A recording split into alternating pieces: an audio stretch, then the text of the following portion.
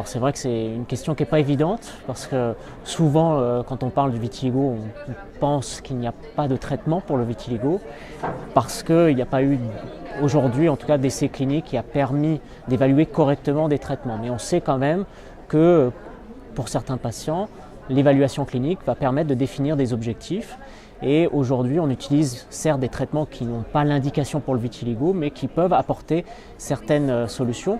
C'est vrai qu'on a un traitement qui est le tacrolimus pommade, qu'on va utiliser principalement sur le visage et sur le décolleté, qui apporte un certain bénéfice, même si là aussi on n'a pas réellement d'études qui permettent clairement de le démontrer, mais on pense que ça apporte quand même un certain bénéfice. Le problème, c'est une forme pommade et souvent les patients n'aiment pas l'appliquer.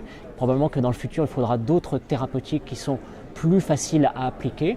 Et puis on utilise aussi souvent sur des zones localisées au niveau du corps, la cortisone locale, ce qu'on appelle les dermocorticoïdes, appliqués souvent soit tous les 2 jours ou 15 jours par mois, sur certaines zones, peuvent apporter un bénéfice, à condition que ces traitements, on le sait, doivent être associés au soleil, soit le soleil naturel pendant l'été, soit dans le cadre de photothérapie en cabine, qu'on connaît, ou soit de façon plus spécifique avec des appareils qui permettent d'avoir une photothérapie très ciblée.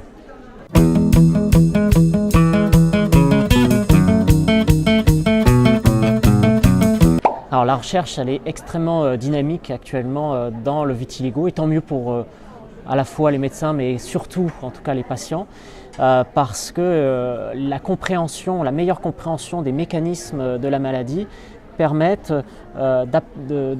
d'imaginer des traitements qui pourraient être efficaces.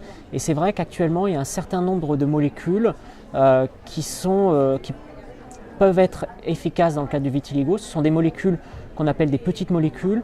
Le terme, c'est inhibiteur de JAK, que certains patients ont entendu parler parce qu'il y a eu des cas cliniques d'efficacité de ces traitements dans le vitiligo. C'est des médicaments qui ont actuellement l'autorisation pour notamment des arthrites, des maladies articulaires inflammatoires qu'on appelle la polyarthrite rhumatoïde. Et actuellement, il y a 2 essais qui sont en cours. Un qui évalue une forme topique d'une de ces molécules, surtout pour l'indication visage et décolleté, et là ça sera plutôt une crème et donc plus facile à appliquer, avec des résultats qui seront probablement communiqués l'année prochaine dans les congrès et des résultats qui semblent très intéressants pour cette indication.